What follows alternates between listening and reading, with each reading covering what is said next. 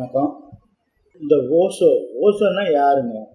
ஓஷோ வந்து உண்மையான சத்குருவா, இல்லை செக்ஸ் குருவா, இல்லை ஒரு போலியான ஆளா? உங்களுக்கு எப்படி தோணுது? இதை பற்றி அறிஞர்கள் நிறைய நிறைய விஷயமா பேசியிருக்காங்க. அவர் பிளைன் வச்சுருந்தாரு, ரோல்ஸ் ராய்ஸ் கார் வந்து 92 கார் வச்சுருந்தாரு. இப்படின்னு நிறைய அவர் வசதி வாழ்ந்த விதம், எப்படி வந்தார், எங்கே ப்ரொஃபஸராக பணியாற்றினார், எல்லாத்தையும் சொல்கிறாங்க. இது தெரிஞ்சுக்கிட்டதுனால நமக்கு என்ன பிரயோஜனம்? நமக்கு என்ன பிரயோஜனம்னு பார்த்தோம்னா, ஓஷோவுக்கு வந்து உலகம் ஃபுல்லாக இவ்வளவு சீடர்கள் இருக்காங்க. ஏன் ஓஷோ தேடி வராங்க? இல்லைன்னா இவர் அந்த நாளிலேயே இவ்வளோ தேடி வந்தாங்க. அவர் உயிரோடு இருக்கும்போது இவ்வளோ பேர் தேடி வந்திருக்காங்க. அவரை சுற்றி இவ்வளோ பேர் இருக்காங்க. எதனால இவ்வளோ பேர் பின்பற்றுறாங்க அப்படின்னா, ஒரு போலியான ஆளை இவ்வளோ பேர் பின்பற்றுறாங்களா, இல்லை உண்மையிலேயே அவர் இல்லை ஒரு சக்தி வாய்ந்த சத்குருவா அப்படின்னு பார்த்தா, உண்மையான சத்குரு தாங்க. 100% உண்மையான சத்குரு தான்.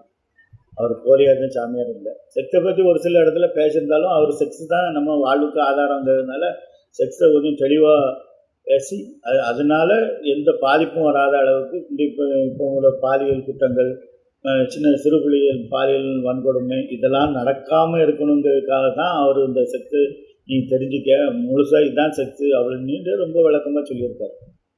அடுத்தபடி அவர் ஒரு உண்மையான சத்குருங்கிறதுக்கு நீங்கள் எத்தனை பேர் தேடி உடல் சுகம் கொடுத்தாங்க, அந்த அற்புதம் செய்தாங்க, இல்லைன்னா ஆணி மேலே படுத்திருக்காங்க, தலைகளை நிற்காங்க, இப்படி நிற்காங்க, அப்படி நிற்காங்க. அவர் ஒரு சக்தி வாய்ந்தவர். 40 நாளாக சாப்பிடாமல் இருக்கார், இல்லை கம்பி படுக்கையில் படுத்திருக்காரு, முள் மேலே நடக்காரு. இதெல்லாம் பார்த்துட்டு நீங்கள் அவரை சாமியாரோ இல்லை, அதனால் உங்களுக்கு என்ன லாபம்?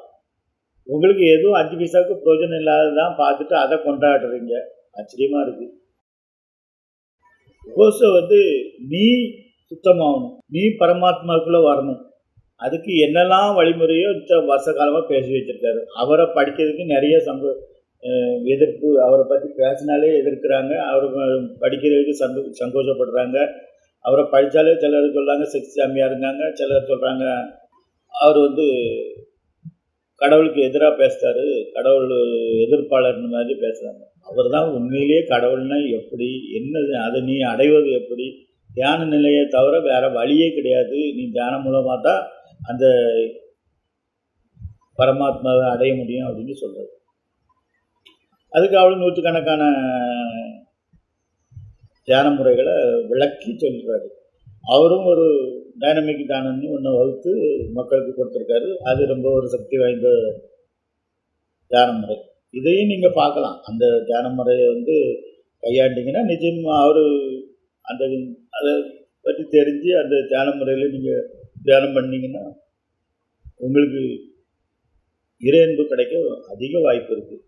இதில் தியானம் ஏன் பண்ணணும்? நிறைய பேர் கேள்வி கேட்போம். நான் நல்லா தானே இருக்கேன், தியானம் ஏன் பண்ணணும், தியானம் எதுக்கு? சுகமாக வாழ்ந்துக்கிட்டு இருக்கோம், வாழ்க்கை அப்படியே போய்கிட்டு இருக்கு. இதில் தியானம்னு எல்லாரும் சொல்கிறாங்களே, எதுக்காக இந்த தியானத்தை பண்ணணும் அப்படின்னு நிறைய பேர் மனசில் ஒரு கேள்வி வரலாம். தியானம் வந்தால் தான் நீ உலகத்திலே நீ எல்லாரும் சொல்கிறாங்க நானாக தான் இருக்கேன்ட்டு. இல்லை, நீயா கிடையாது. ஏன்னா ஒரு சின்ன இதுக்கும் நீ ரியாக்ஷன் பண்ணுது. அதாவது ஒன்றையும் ஒருத்தன் கோவப்படுத்த முடியும், ஒன்றையும் அள வைக்க முடியும், ஒன்றை சிரிக்க வைக்க முடியும். எல்லாத்துக்கும் நீ ரியாக்ட் ஆகிற. அதாவது என்ன இது சூழ்நிலைக்கு தந்தாலும் நீ ஒருத்தன் வழி பக்கம் கூட ஒரு குறுக்க வண்டி வந்துட்டா நீ அவன் வந்து திட்டும்போது நீ ரியாக்ட் பண்ணி திட்டி அவனை அடிக்கலாம் போகிற. அடிப்படிலாம் நடக்குது எல்லா இடத்துலையும். நம்ம தான் பார்த்தோமே, எவ்வளோ இடத்துல என்னென்னலாம் சண்டை போடுறாங்க, வெட்டு குத்து வரலாம் போகிறாங்க, அறுவாலெல்லாம் தூக்கி தராங்க. அந்த அளவுக்கு பேர் தாங்க. ஆனால் ஒன்றுமே இல்லாத காரியம் நீ ரியாக்ட் பண்ணுற. அப்போ உனக்கு வந்து தனியாக ஒரு இது கிடையாது. இதை தெரிஞ்சுக்கிட்டேன்னா ஓசோவை படிச்சுன்னா உனக்கே ரியாக்ட் நீ மற்றவங்க ஆடுறதுக்கு தான் ஆட்டி வைக்கும் பொம்மை மாதிரி ஆடிக்கிட்டு இருக்கோம். நம்மளாக எதுவும் சுயமாக சிந்தித்து இல்லை சுயமாக நடக்கலையே அப்படிங்கிறது புரிய வரும். இதை ரொம்ப தெளிவாக சொல்கிறாரு. தியானம் வந்து மனுஷன்னா பிறந்தால் எல்லாருக்கும் அவசியம். அதனால தான் அவர் ஓசோவே சொல்லுவார். இப்போ மற்றவங்கெல்லாம் குருமார்கள்லாம் இமயமலையில் போய் அந்த புகைக்கு உள்ள உட்காந்துக்கிட்டோம் அப்படின்னா அதனால மக்களுக்கு என்ன பயன்? நீ ஞானியாயிரு, இல்லை நம்ம கடவுளை அடைஞ்சவனாயிரு. அதனால் மக்களுக்கு எந்த இதுக்கும் பிரயோஜனம் இல்லை. ஒரு டாக்டர் இருக்காங்கன்னா டாக்டர் மட்டும் வீட்டிலேயே உட்காந்துக்கிட்டாங்கன்னா அதனால் மக்கள் அவன் படித்து அவன் பட்டம் வாங்கி அவ்வளவு பண்ணணுனாலும் அந்த டாக்டருக்கு எந்த பிரயோஜனம் இல்லை. அவன் மக்களுக்கு சேவை பண்ணால் தானே அவன் டாக்டரு. அதே மாதிரி ஒரு ஆன்மீக தலைவர் மக்களுக்கு சேவை பண்ணணும். இப்போ நிறைய ஆன்மீக தலைவர்கள்லாம் இருக்காங்க. அவங்கெல்லாம் போதிக்கும்போது என்ன இவ்வளவு குப்பையாக பேசுகிறாங்களே, இது உடலில் ஆரோக்கியத்தை தரோம், இதுக்கு நீங்கள் இது பண்ணுங்கள், எங்கள் இதில் கலந்துக்கிட்டிங்கன்னா உங்களுக்கு சுகமாயிரும், சுகர் போயிடும், மற்ற நோய் நொடிகள்லாம் போயிடும். நோய் நொடிக்கும் ஆன்மீகத்துக்கு என்ன சம்மந்தம் இருக்குது? ஆன்மீக வளர்ச்சியில் நிறைய இப்படி சின்ன சின்ன தியானம் ரேசை கிளிக் ஆகணும்னு இப்படிப்பட்ட சாமியார்கிட்ட போய் மாட்டிக்கிட்டுதாங்க. அதாவது இதுதான் உண்மையில் ஆன்மீகத்தில் அழைச்சி கொண்டு போகிறாங்க நம்மளை அப்படின்னு நினச்சிட்டு இவங்க இந்த சின்ன சின்ன விஷயத்துக்குள்ளேயே மாட்டிக்கிட்டுதாங்க. நிறைய சாமியார்கள் அந்த சாமி ஆடிட்டு சாமி ஆடுறது இதெல்லாம் ஒரு ஆழ்மனத்தின் ஆட்டி வைக்கும் ஒரு முறை தான். ஆழ்மனம் உங்களை என்னென்னலாம் ஆட்டி வைக்கும். இப்போ பாத யாத்திரை பண்ணி இவ்வளோ கஷ்டப்பட்டு அது ஒவ்வொரு ஸ்தலத்துக்கும் புண்ணிய ஸ்தலத்துக்குலாம் போகிறாங்க அப்படின்னா நம்ம எல்லோரும் ஒவ்வொரு கோரிக்கை வைக்காங்க. எல்லாரும் கோரிக்கையும் நிறைவேறணுங்க. கோரிக்கை நிறைவேறி என்னங்க ஆக போகுது?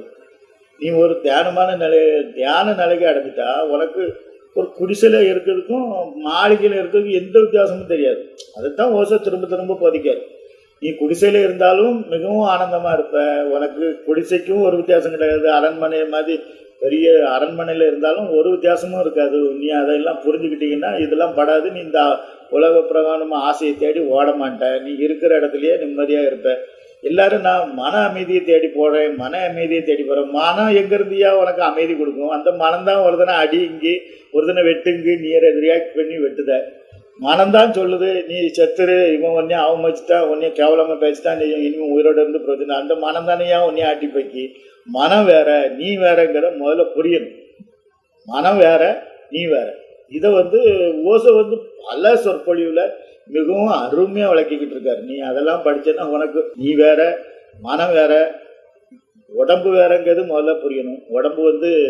உடம்பை பற்றி நிறைய விளக்கம் கொடுத்துருக்காரு. நீ என்னத்தனாலும் சாப்பிடு, என்ன குப்பையெல்லாம் உள்ள அள்ளி போடு, அந்த குப்பையிலெல்லாம் ஜீரணித்து உடம்பு பூரா ரத்தத்தை சுத்தம் பண்ணி எல்லாமே தன்னாலே நடக்கும். நீ நினச்சி பாரு, நம்ம என்ன இல்லாமோ சாப்பிட்றோம், எவ்வளோ நேரத்துக்கு சாப்பிட்றோம், அதை பூரா அது எவ்வளவு இதை வாண்ட கேட்டுட்டா செய்யுது. எல்லாமே தன்னாலே நடக்கும்.